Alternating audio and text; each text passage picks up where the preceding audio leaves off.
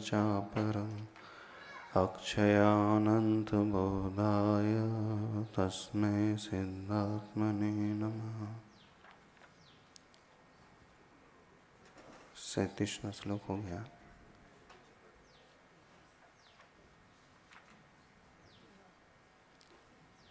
हो गया ना 37वां?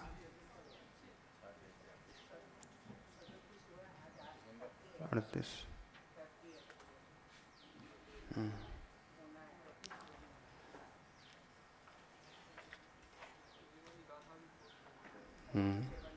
अच्छा। अविद्याभ्यास संस्कारैरवशं क्षिप्यते मनः तदेव ज्ञान संस्कारः स्वतस्तत्त्वैव तिष्ठति।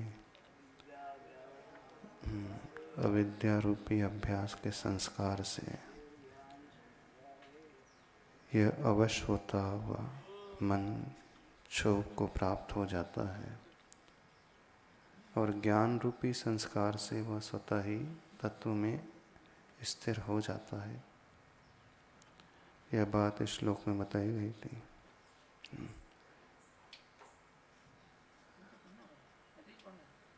38 पढ़ना है ना? ये तो हो चुका। हाँ, ज्ञान संस्कार कैसे पैदा किया जाए। तो एक श्लोक आता है छत्रचूड़ामणि ग्रंथ का, आचार्य भगवान का ये प्रिय श्लोक था। उसी को यहाँ पर महर्षि ने टीका में कोट किया है। को हम किदृग्गुणः क्वत्यः किं प्राप्यः किं निमित्तकः इत्यूह प्रत्यहं नो चेदस्थाने हि मतिर्भवेत्। जब मन क्षुब्ध होने लगे, परिणाम इधर उधर जाने लगे, तो अपने आप को कैसे संभालें। लक्ष्य भटकने लगे, जो सोचा था उससे मन डिगने लगे, व्रत नियम में स्खलन होने लगे, पुराने संस्कार पुनः जागृत होने लगे, तो कैसे चिंतन करना चाहिए। इस श्लोक के माध्यम से बड़े अच्छा मन जो है संभल जाता है। को हम, मैं कौन हूँ, किदृग् गुणः, मेरे गुण कैसे हैं, किस प्रकार के हैं, क्वत्यः, मैं कहाँ से आया हूँ, किम प्राप्य, क्या मुझे पाना है, क्या मेरा लक्ष्य है, किम निमित्तकः, उस लक्ष्य को पाने में, उसे अचीव करने के लिए कौन कौन से निमित्त होते हैं, अर्थात क्या रास्ते हैं। इस प्रकार का इति ऊह प्रति अहम नो चेत, जो इस प्रकार का ऊहापोह प्रतिदिन नहीं करता है, अस्थाने ही मतिर्भवेत्, अस्थान में मति चली जाती है। कोई स्थान में गलत जगह यह मति चली जाएगी। यदि हम मति को सही दिशा में लाना चाहते हैं तो ये 5 प्रश्न हमेशा उठाना चाहिए। मैं कौन हूँ, मेरे गुण कैसे हैं, किस प्रकार के हैं, कहाँ से मैं आया हूँ, क्या मुझे प्राप्त करना है और कैसे वो किन निमित्तों का आश्रय लेकर के वो प्राप्त किया जा सकता है। तो एकदम अंदर से व्यक्ति सतर्क हो जाता है। अनंत काल निकल गए भवों में भटकते भटकते, आज तक इस बारे में सोचा नहीं कैसी तो मेरी क्षमता है, मेरा पोटेंशियल कैसा है और मैं क्या कर रहा हूँ, मेरा स्वभाव क्या है, कैसा है, मैं कहाँ से आया हूँ, कहाँ मुझे जाना है। क्या मुझे करना है, कैसे उसे प्राप्त करना है, इस प्रकार का चिंतन करते ही मन जो है पुनः सही दिशा में आ जाता है। आज तक इसी का चिंतन नहीं किया है, सबके बारे में सोचा है, स्वयं के बारे में नहीं सोचा। तो महाराज जी ने एक दूसरा श्लोक लिखा है, प्रणम संगा महाराज जी ने, इसी के उत्तर स्वरूप में, सोहम विद्रगुणः नित्य स्वप्राप्यो निर्निमित्तकः इत्यूह प्रत्ययं नो चेदस्थाने हि मतिर्भवेत्। कोहम, मैं कौन हूँ? तो सोहम, मैं वो हूँ जो भगवान है। मैं शुद्ध स्वरूपी हूँ, मैं सिद्ध हूँ, मैं वो हूँ जो है भगवान। कौन कौन से मेरे गुण हैं? वित दृग गुण, वित यानी जानना, ज्ञान गुण, दृग यानी दर्शन गुण। तो इस आत्मा के गुण कौन कौन से हैं? ज्ञान और दर्शन ही हमारे गुण होते हैं। क्वत्य, मैं कहाँ से आया हूँ? उसका नित्य, मैं कहीं से आया नहीं हूँ, पैदा नहीं हूँ, मैं तो हमेशा से हूँ, नित्य हूँ, मैं कभी मर नहीं सकता। नहीं, कहाँ से आए अर्थात व्यक्ति सोच सकता है ना, मेरा जन्म कहाँ से हुआ, किसने मुझे पैदा किया, वो भी चिंतन कर सकते हैं। ये भी चिंतन महाराज जी ने इस हिसाब से लिया। नित्य, क्योंकि श्लोक का उसी प्रकार से अक्षरों का कॉम्बिनेशन बैठाना था, तो क्वत्य की जगह नित्य महाराज जी ने लिख दिया है। मैं कहाँ से आया हूँ, तो चिंतन करना है, तो मैं निगोद से आया हूँ, भटकता रहा हूँ, चारों गति में परिभ्रमण करता रहा हूँ। दूसरा अर्थ ये भी निकल सकता है कि मेरा जन्म कभी हो नहीं सकता, मैं नित्य ही हूँ, अनित्य नहीं हूँ। तो पर्याय की दृष्टि से मैं निगोद से आया हूँ, और आत्मा द्रव्य की दृष्टि से मैं नित्य हूँ, कहीं से नहीं आया हूँ, कहीं से मेरा जन्म नहीं हुआ है। संसार में जब से है तब से मैं हूँ। दोनों ही अर्थ निकल सकते हैं। तो महाराज जी ने उस द्रव्य दृष्टि को ध्यान में रखते हुए नित्य अर्थ ले लिया है। ऊपर श्लोक में पर्याय दृष्टि की अपेक्षा, मैं कहाँ से आया हूँ, तो निगोद से आया हूँ, तो कितनी दुर्लभता से निगोद से निकला हूँ। तो यहाँ फिर वो दुर्लभ भावना का चिंतन आ जाएगा। एक इंद्री से दो इंद्री, दो से तीन इंद्री आना, बनना, फिर चार इंद्री, पंच इंद्री माना, कितना मुश्किल होता है। जब यह चिंतन करता है तो जीव अपनी उस स्खलित होने वाली वृत्ति से तुरंत ऊपर उठ जाता है, अपने आप को संभाल लेता है। किम प्राप्य, क्या प्राप्त करना है? तो स्वप्राप्य अथवा स्वम प्राप्य भी है ऐसा, स्वयं को पाना है, स्वयं को ही प्राप्त करना है, अन्य किसी को नहीं पाना, मुझे अपने आप को पाना है। तो अभी तक के जो लक्ष्य संसार के थे, ये चाहिए वो चाहिए,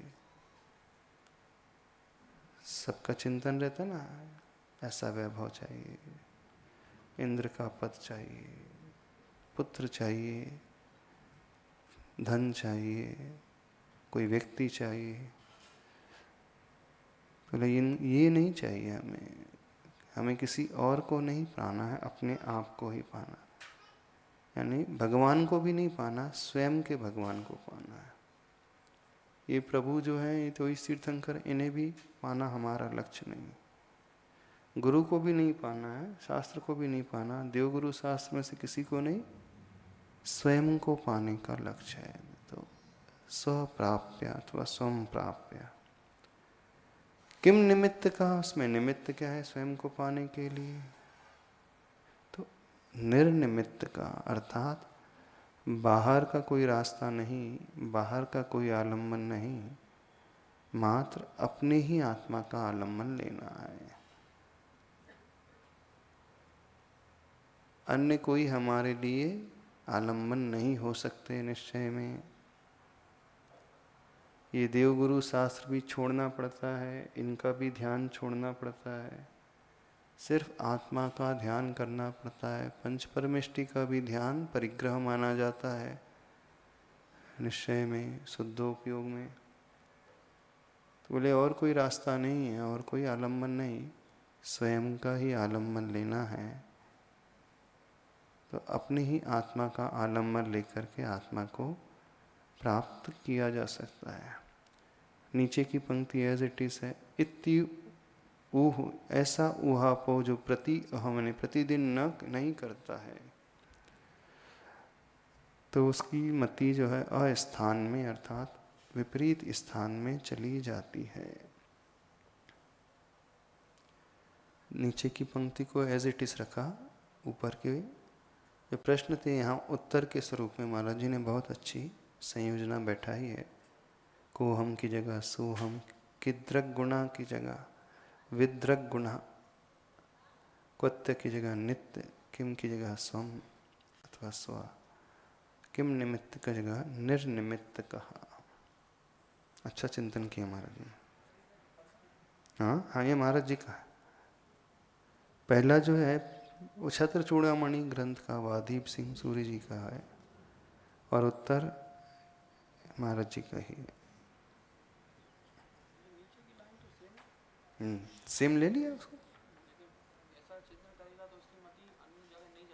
हाँ, यदि ऐसा चिंतन नहीं करेगा तो चली जाएगी अन्नमति। क्यों? इति ऊह प्रत्यहम न उचेत, नो चेत, जो ऐसा नहीं करता है, नो चेत, हाँ, तो उसकी मति अस्थान में कुमार्ग में चली जाती है। अर्थात जो अपने स्वभाव का चिंतन नहीं करता, मैं कैसा हूँ तो मैं वैसा भगवान हूँ, मेरे गुण क्या है तो ज्ञान दर्शन मेरे गुण हैं, मैं नित्य हूँ, मुझे अपने आप को ही पाना है, कोई मेरे लिए आलम्बन नहीं हो सकता आत्मा को छोड़ करके। तो जो ऐसा चिंतन नहीं करता कुमार्ग में चली जाएगी। और ऊपर कहा था जो यह चिंतन नहीं करता कि मैं कौन हूँ, ऊपर प्रश्न रूप का चिंतन नहीं करता, यहाँ उत्तर स्वरूप का चिंतन नहीं करता है, उसकी मति जो है अन्य जगह चली जाती है।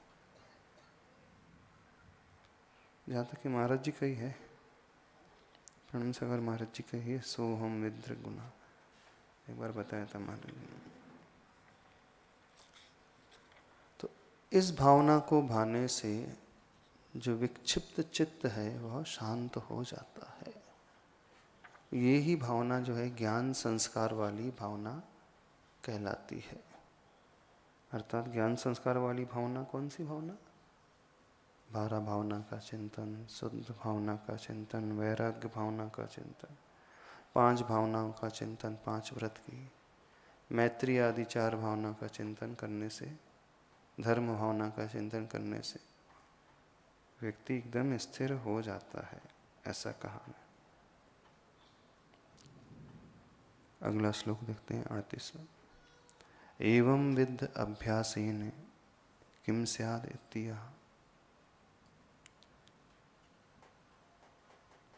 जो ऊपर बताया गया है इस प्रकार का जो अभ्यास करता है उससे क्या होता है,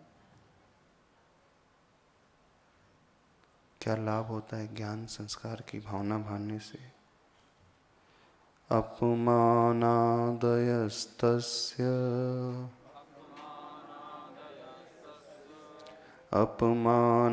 अपमानादयस्तस्य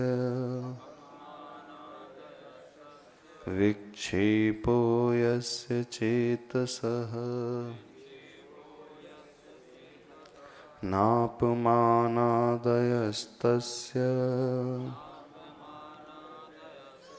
न क्षेपो यस्य चेतसः न क्षेपो यस्य चेतसः। लगभग कुछ अक्षरों को छोड़ करके पूरा श्लोक, ये तो पहले दूसरे चरण से तीसरा चौथा चरण मिलता ही है।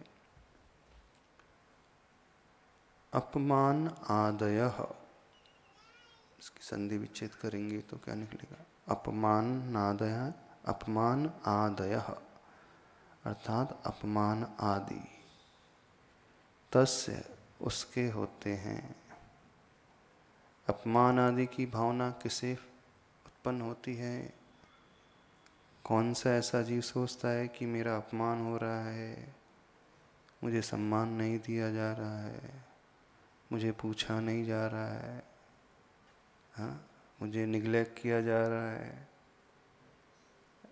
ऐसे भाव पैदा ही किसका होता है? तो बता रहे हैं विक्षेपो यस्य चेतसः,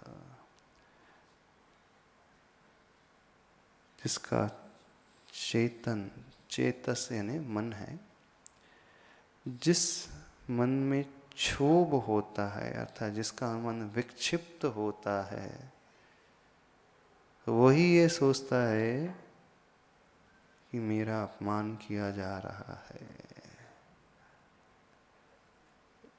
और ये सबको लगता है ना, हमको तो पूछा ही नहीं जा रहा, हाँ, थोड़ा सा भाव ही नहीं दिया जा रहा, हमें तो ऐसा समझा जा रहा है जैसे हम हैं ही नहीं।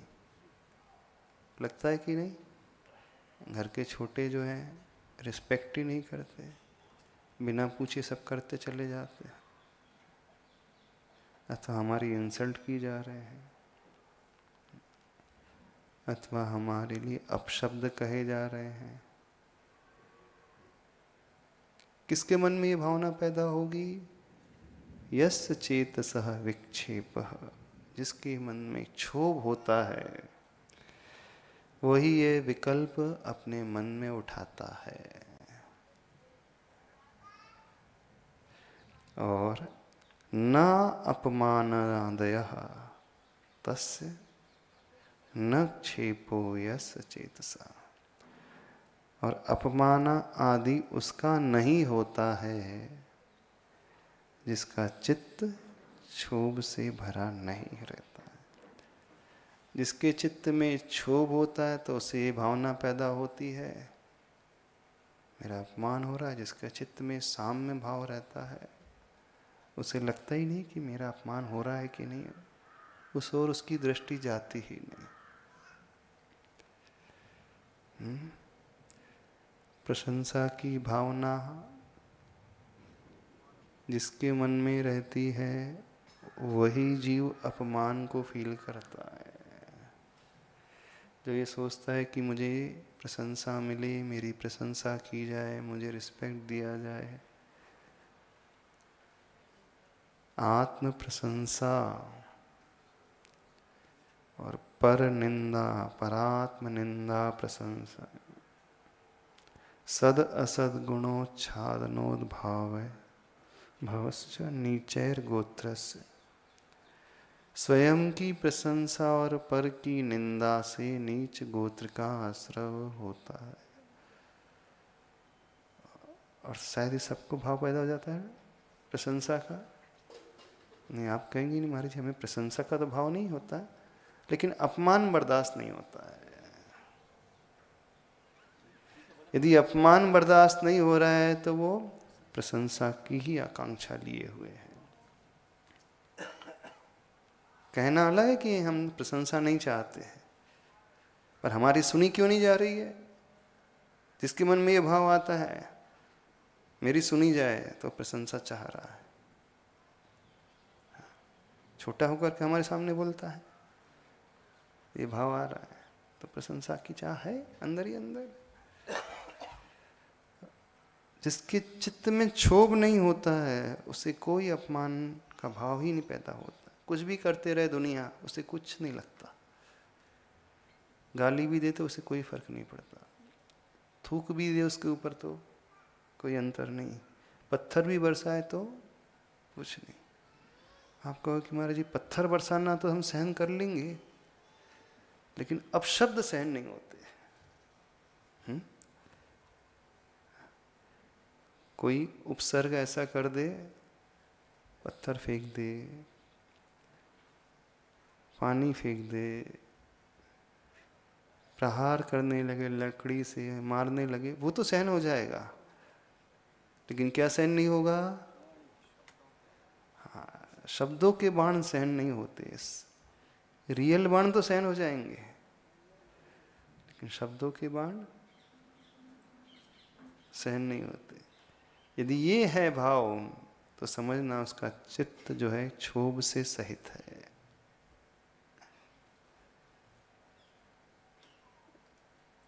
दूसरों से मिलने वाली प्रशंसा में ही वो अपने आप को सब कुछ मानता है, और नहीं मिले तो फिर वो दीन हो जाता है, निराश हो जाता है, टेंशन में आ जाता है, इंफीरियरिटी कॉम्प्लेक्स आने लगता है, और मिले तो सुपीरियरिटी कॉम्प्लेक्स आने लगता है। ये होता है ना। कुछ लोग होते हैं, बोलते देखो हमें अभिमान तो बिल्कुल नहीं आता है, लेकिन दीनता बर्दाश्त नहीं होती है। बोले हम मत तो नहीं करेंगे, लेकिन दीन भाव आ जाता है, एकदम निराशा भाव आ जाता है। निराशा का भाव आ रहा है तो समझना वो प्रशंसा का भाव चाहता ही। दोनों एक ही सिक्के के दो पहलू हैं। जो एक ओर से महत्वाकांक्षा का भाव होता है, प्रशंसा का भाव होता है, वही दूसरी छोर में, दूसरी ओर में निराशा का भाव लिए हुए होता है। फ्रस्ट्रेट क्यों हो रहा है व्यक्ति? प्रज्ञा परिचय और अज्ञान परिचय। हाँ देखो, हमें ज्ञान होगा इसका मत तो नहीं आता, लेकिन अज्ञान परिचय बर्दाश्त नहीं होता है। यदि अज्ञान परिचय बर्दाश्त नहीं होता तो नियम से मत आएगा ही आएगा, इस फैक्ट है। कॉइन है तो एक चित है तो उसमें पट भी होगा, हेड है तो टेल भी होगा, ये हो ही नहीं सकता। लगता है कि दोनों बहुत भिन्न भिन्न हैं, पर दोनों एक रस्सी के दो छोर हैं। बहुत लंबी चौड़ी रस्सी है, यहाँ हिलाया जाए, कंपन दिया जाए तो उसमें वहाँ पे भी मूवमेंट आता है। पतंग उड़ा रहा है व्यक्ति, बहुत लंबी दूर तक की डोरी है, वो झटका यहाँ मारता है और पतंग वहाँ हिलती है, होता है। कई मीटर लंबी वो डोर हो सकती, धागा हो सकता है, तो यहाँ झटका दिया जाता है तो वहाँ फर्क पड़ता है। बिल्कुल प्रशंसा और दीनता दोनों एक रस्सी के दो छोर हैं और कुछ नहीं। ये आसानी से समझ में नहीं आता है। हम प्रशंसा के इच्छुक नहीं है, लेकिन दीन भाव तो आने लगता है। यदि आज हमें अभावों में दीनता आ रही है तो नियम है कल सद्भावों में प्रशंसा का भाव आएगा ही आएगा। ऐसा संभव होता ही नहीं। तो जो आज अपमानित महसूस कर रहा है वो कल निराशा भी महसूस करेगा, अथवा जो आज निराश हो रहा है, कुंठित हो रहा है, दीनहीन बन रहा है, तो कल जब अच्छा होगा तो फूलेगा। ये नियम है सन, समझ में नहीं आता है ऐसा होता है। समझ में तो आता नहीं, हम तो बहुत अच्छे हैं, हम तो अभिमान कभी करते नहीं, लेकिन वो दीनता सहन नहीं होती है। तो जिसका चित्त क्षोभित नहीं होता है, क्षुब्ध नहीं होता है, उसे दीन भाव भी पैदा नहीं होता, और प्रशंसा का, अभिमान का भाव भी पैदा नहीं होता। दोनों ही कॉम्प्लेक्स खतरनाक है, चाहे सुपीरियरिटी हो चाहे इंफीरियरिटी कॉम्प्लेक्स। सुपीरियरिटी कॉम्प्लेक्स में याद है ना, मैं कुछ हूं, मैंने किया है। जहां मैं का भाव आ गया है, अनर्थ प्रशंसा, कर्तृत्व बुद्धि जहां आ गई, वही व्यक्ति अपमानित फील करता है। ये तो ऐसा नहीं, मैं कर रहा हूं, मैं चला रहा हूं, मेरे बिना ये नहीं हो सकता है, हम ना करें तो कुछ भी नहीं होगा। ये कर्तापन का भाव जिन्हें है, नियम से वे व्यक्ति नीचे जाने वाले। तो जो साधक होता है दोनों भावों से ऊपर उठा हुआ होता है। अरे मित्र महल मसान कंचन, कांच निंदन तुतिकरन। अरी हो मित्र, शत्रु हो मित्र हो, महल हो अथवा मसान शमशान घाट हो, कंचन हो अथवा कांच हो, सोना हो अथवा कांच का टुकड़ा, निंदन हो निंदा हो अथवा प्रशंसा हो, अर्घावतारण असि प्रहारण में सदा समताधर। अर्घ उतारा, अर्घ चढ़ाया जा रहा है अथवा तलवार से प्रहार किया जाए, मैं सदा इन सब में समता धारण करने वाला हो। वह फूलेगा भी नहीं और कूलेगा भी नहीं। जो कूल रहा है तो नियम से फूलेगा भविष्य में, जो आज फूल रहा है तो वो कूलेगा ही। कूलना समझते हो? कूलना का अर्थ होता है अंदर ही अंदर एकदम दीनता का भाव लेना, कुड़कुड़ाना। वो आत्मनिंदा से एकदम निराशा के भाव में डूब जाता है व्यक्ति।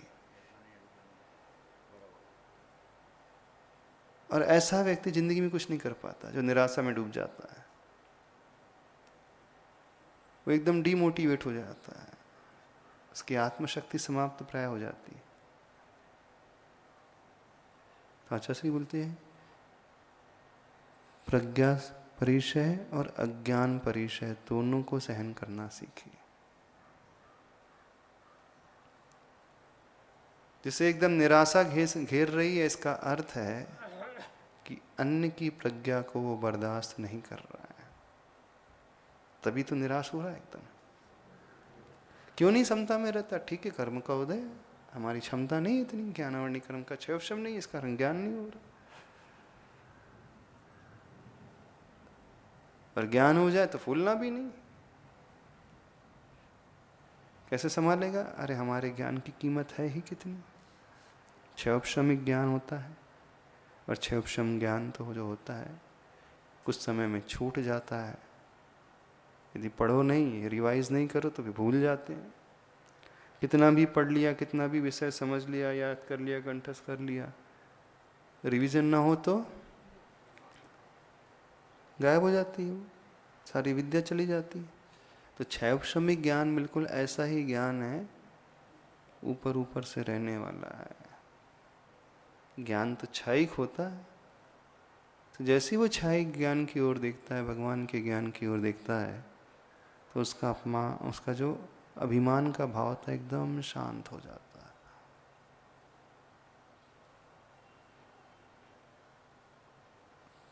तो ऐसा जीव जो होता है चित्त से क्षुभित नहीं होता। तो अपमानादय तस्य विक्षेपो यस्य चेतसा। और ये बड़ी खतरनाक स्थिति होती है, प्रशंसा की आकांक्षा अच्छे अच्छे को ले डूबती है। बड़े से बड़े विद्वान की भी कमजोरी यदि कोई होती है तो यश की आकांक्षा, प्रसिद्धि की आकांक्षा। ख्याति पूजा लाभ से बचना सबसे कठिन होता है। अच्छा श्री बोलते, बड़ी बड़ी साधना करना आसान, मासोपवास करना आसान, एक एक महीने के उपवास करना,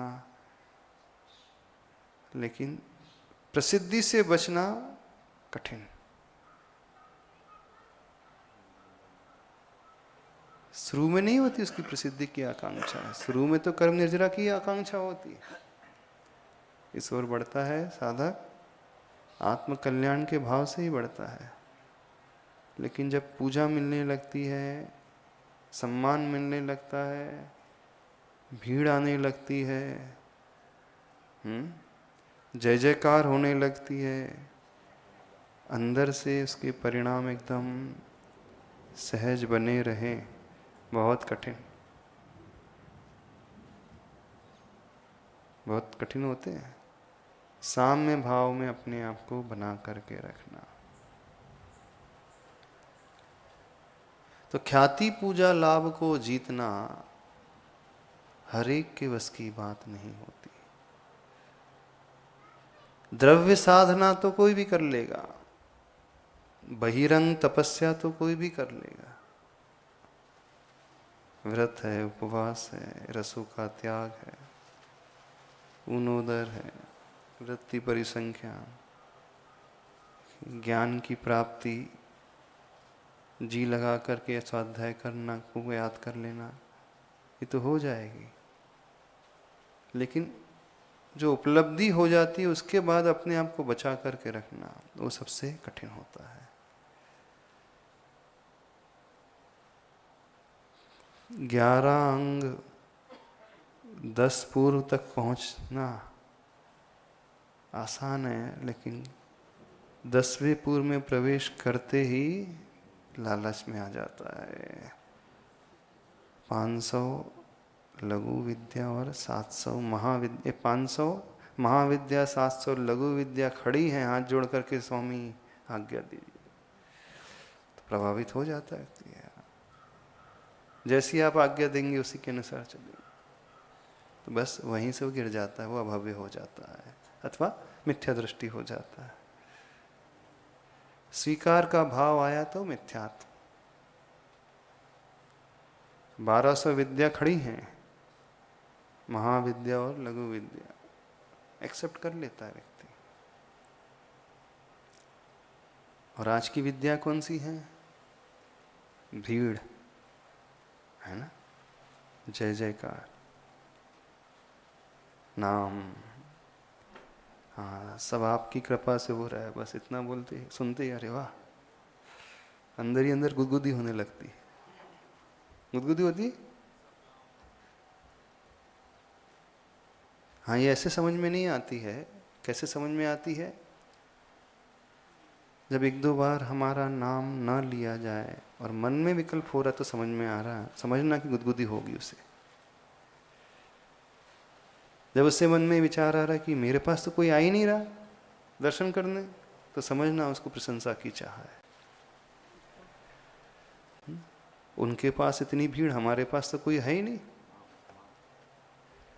हमें तो कोई पूछ ही नहीं रहा, कोई आहार दान देने ही नहीं आ रहा, कोई वयवर्ती करने नहीं आ रहा है। तो नियम से मान के चलना, प्रशंसा की इच्छा अंदर भरी है, दबी है, ये रिएक्शन इस रूप में निकल रही है। वो एक ऐड आती थी ना, तेरी कमीज, उसकी कमीज मेरी कमीज से सफेद कैसे, सुपर रिन की चमत्कार चमकार है ना, रिन बार ऐड आती थी ना पहले। उसकी कमीज मेरी कमीज से सफेद कैसे है।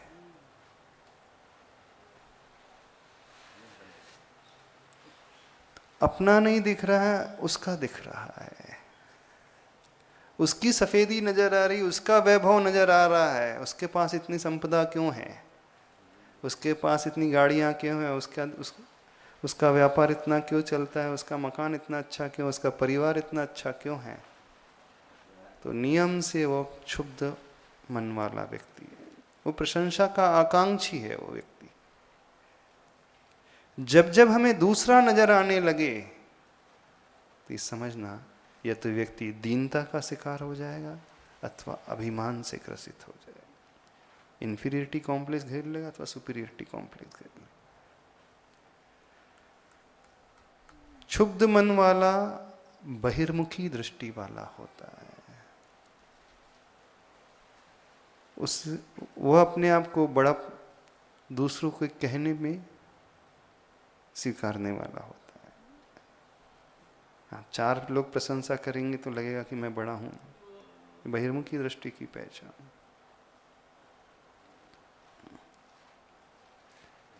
लगता है ना, 4 लोग आना चाहिए, हमें पूछना चाहिए, हमसे पूछना चाहिए, थोड़ा तो इम्पोर्टेंस दिया जाना चाहिए। आखिर हमारा भी तो एग्जिस्टेंस होता है कि नहीं, अस्तित्व है कि नहीं। दुनिया वाले तो ऐसा समझते जैसे हम हैं नहीं है, एक ही बात है। किस स्वाध्याय सागर जी, हाँ, इतनी तपस्या कर रहे हैं, घर बार छोड़ा है, श्रावक लोग आते ही नहीं, और आहार देने ही नहीं आते, पूछने नहीं आते, वैयावर्ती करने नहीं आते। ऐसा विचार आ जाता कि नहीं? कैसे श्रावक यहाँ के आते ही नहीं है? थोड़ा तो कर्तव्य का निर्वाह होना चाहिए कि नहीं? पूछना चाहिए महाराज जी के स्वास्थ्य ठीक है कि नहीं, महाराज जी कोई परेशानी तो नहीं है? नहीं होना चाहिए निर्वाह? श्रावक कर्तव्य का पालन करे। यदि ये भाव आ रहा है तो बहिर्मुखी दृष्टि, हम दूसरों को देखने लगे, वो क्यों नहीं आ रहा है, अथवा वो वहां क्यों जा रहा है। ठीक बात है ना? तो ये विक्षिप्त चित्त की निशानी है। अपमान आदय तस्य विक्षेपो यस्य चेतसः, उसी का अपमान होता है जिसका चित्त विक्षिप्त होता है। जो आत्म साधना के लिए आया है, कर्म निर्जरा के लिए आया है, कर्म आत्म कल्याण के लिए आया है, उसे फर्क ही नहीं पड़ेगा कोई आए अथवा ना आए, कोई पूछे अथवा ना पूछे, कोई बात करे अथवा ना करे, हाँ? कोई इम्पोर्टेंस दे अथवा ना दे, हमें क्या लेने देना। यदि हम ये सोच रहे हैं तो इसका अर्थ है हमारी साधना सिर्फ दूसरों के लिए हो गई, प्रदर्शन के लिए हो गई। तभी तो भाव आ रहा है कि दुनिया पूछे, अंदर के लिए नहीं, दर्शन के लिए नहीं हुई है, कर्म निजरा के लिए नहीं हुई। सारे व्रत, सारे उपवास, सारी पूजा, सारी विधान इसके लिए हो गए। 10 उपवास किए हो आपने, कोई पूछे ना तो क्या हालत होती है? अरे कैसे लोग हैं यहाँ के। बल्कि वैयावर्ती करना चाहिए, पूछना चाहिए, आगे आना चाहिए। वैयावर्ती तो दूर, एक बार पूछा भी नहीं कैसे हैं, साता है कि नहीं है, कोई परेशानी तो नहीं है, कैसा महसूस कर रहे हैं आप। जब ये शब्द सुनते तो क्या हो जाता है अंदर? कोई पूछता है आप बहुत अच्छी साधना कर रहे हैं, इतने सारे उपवास कर रहे हैं, ये सुनाई जाता है तो क्या लगता है? अच्छा लगता है, ताजगी आ जाती है अंदर ही अंदर, एनर्जी बढ़ जाती है। हाँ, एक और कर लेंगे बोले कल, हाँ इनने पूछ लेते हैं कल 11 और हो जाएगा ऐसा। यदि हम अंदर आनंद का अनुभव कर रहे हैं तो समझना हमारे उपवास, हमारी साधना दिखावे की हो गई।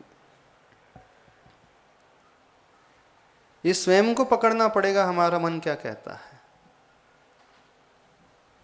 दूसरों को नहीं पकड़ने बैठ जाना, दूसरों को कहने मत बैठ जाना अच्छा इसका तो मन क्षोभ को प्राप्त हो गया है। साधना वो कहलाती है जब व्यवहार में ऐसी प्रवृत्ति उतर करके आती है, फिर ऐसा साधक ध्यान करने बैठता है तो बहुत जल्दी उसका मन लग जाता है, वो शुद्धोपयोग की दशा में पहुंच जाता है। उससे कोई विकल्प ही नहीं होते। वह व्यक्ति जो है निर्विकल्प रहने वाला होता।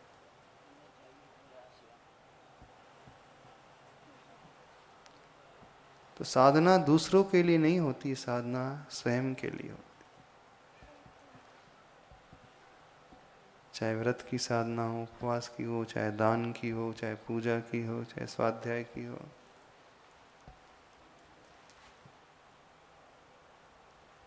इसे समझना है, आचार्य भगवान कह रहे हैं। तो अपमान आदि का भाव हमें फील नहीं होना चाहिए। यदि फील होने लगे तो सोचना, देखो वो बड़े बड़े महापुरुष, उनका भी अपमान लोगों ने किया पर वो तो क्षुभित नहीं हुए। जो तीर्थंकर थे, साधना कर रहे थे, देवता जिनकी पूजा करते थे, एक सामान्य व्यक्ति अपमान करके चला जाए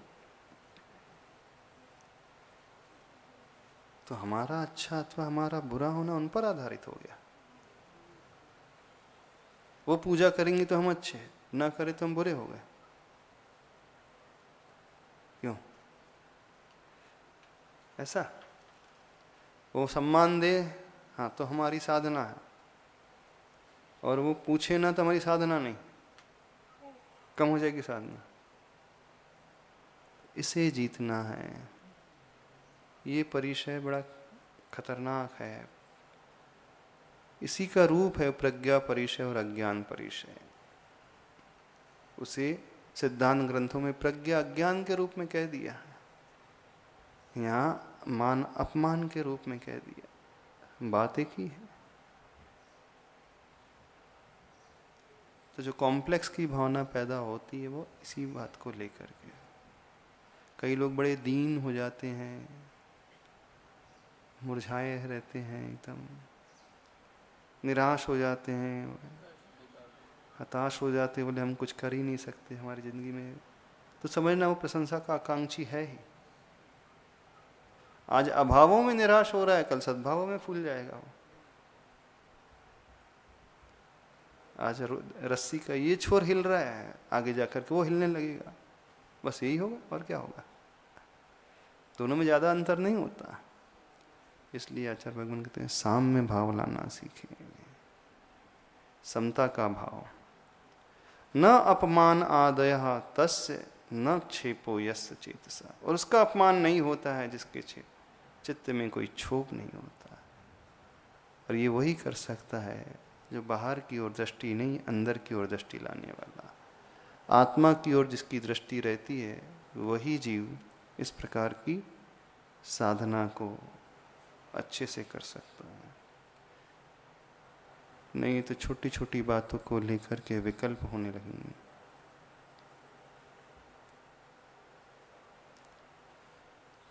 तो जीतना कुल मिलाकर के उसी अपमान की और दीनता की भावना को है, वही एक साधना है। बाकी तो सब जो भी हो रहा ठीक है, सब चल रहा है, बस चलाते रहें, उससे कल्याण नहीं होने वाला। दुनिया में ख्याति पूजा लाभ से बचना सबसे कठिन है, और इस शुरू में पैदा नहीं होती, जैसे जैसे आगे बढ़ता तब पैदा होती भावना। जैसे जैसे उसे लाभ होता है वैसे वैसे लोभ बढ़ता चला जाता है। जहाँ लाहो तहाँ लोहे नीति है। जहाँ जहाँ लाभ होता है वैसे वहाँ वहाँ लोभ और बढ़ता है। जितना लाभ होता है ना उतना लोभ और बढ़ता है। जितना पैसा आता है और लालसा और बढ़ती चली जाती है। 99 का चक्कर ऐसी होता है ना, नहीं हो पैसा आता तो इतना लोभ नहीं होता है, और जहाँ शुरू हुई इनकम फिर लगता है और और और और।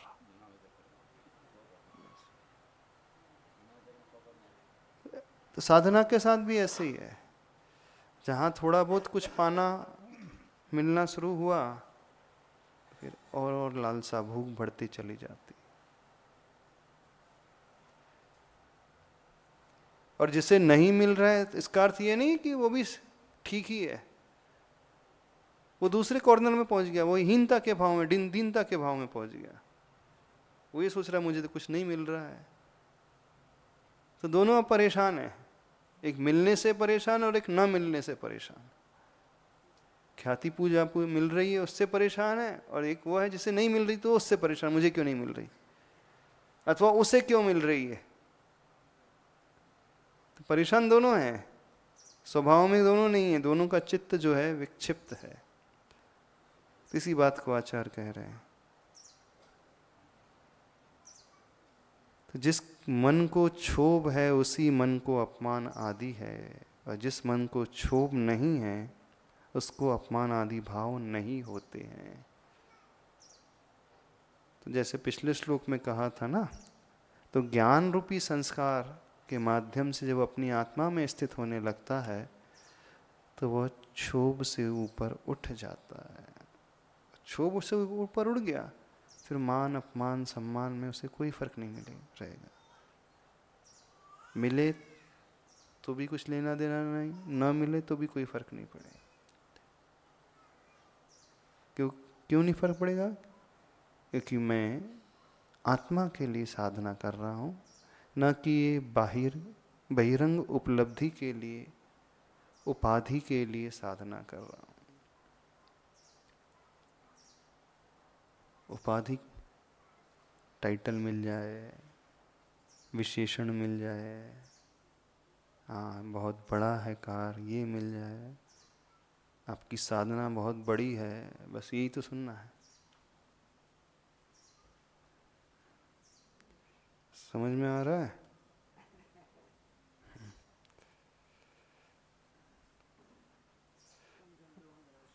क्या हुआ? हाँ, कम शब्दों में बहुत रहस्य है। अच्छा, श्री की हिंदी पढ़ते हैं। उद्विग्न क्षोभ में जो नित हो रहा है, मानापमान उसके मन में बसा है। सद्धर्म लीन जब जो मुनि वीतराग, क्यों द्रोह मोह उनमें फिर रोष राग। उद्विग्न क्षोभ में जो नित होता है। देखना, यदि किसी को क्रोध आ रहा है, मान लीजिए क्षुब्ध हो रहा है, तो भी समझना होगा वो मानी तो है ही, क्योंकि क्षुब्धता, उद्विग्नता मान के खंडन से ही होती है। तो उद्विग्न क्षोभ में जो नित हो रहा है, मान अपमान उसके मन में बसा है। तभी क्रोध आता है, अन्यथा क्रोध आ ही नहीं सकता है। मान को ठेस लगे तो ही क्रोध आता है।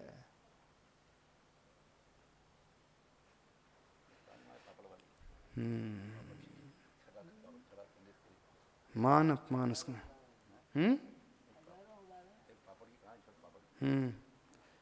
सद्धर्म लीन जब जो मुनि वीत राग। सही धर्म में ये लीन जब वो हो जाते हैं मुनि महाराज, वीत रागी होकर के, क्यों द्रोह मोह उनमें फिर रोष राग। फिर किसी प्रकार का द्रोह नहीं, किसी प्रकार का मोह नहीं, किसी प्रकार का रोष का भाव नहीं, और किसी भी प्रकार का राग का भी भाव नहीं। तो कुल मिलाकर के सही धर्म में लीन जो होते हैं वे ही बच पाते हैं। सद्धर्म, सद्धर्म से क्या लेना? समीचीन धर्म। समीचीन धर्म से क्या अर्थ हुआ? वस्तु स्वभावो धर्मो, आत्मा के स्वभाव में लीन होना ही धर्म है, वही समीचीन धर्म कहलाता है। तो जो उस आत्मा के स्वभाव में लीन हो जाता है, फिर उसे कोई द्रोह नहीं, कोई मोह नहीं, कोई रोष का भाव नहीं, कोई राग का भाव नहीं, कोई द्वेष का भाव नहीं, कुछ नहीं। ये पकड़ना बड़ा सूक्ष्म होता है, समझ में नहीं आता कब वो प्रशंसा का भाव पैदा हो जाता। लगता तो है कि सब बढ़िया बढ़िया चल रहा है, अपन बढ़िया बढ़िया ही कर रहे हैं, कुछ गलती नहीं है, सब व्यवस्थित अच्छे से तरीके से कर रहे, सारी साधना व्यवस्थित चल रही है।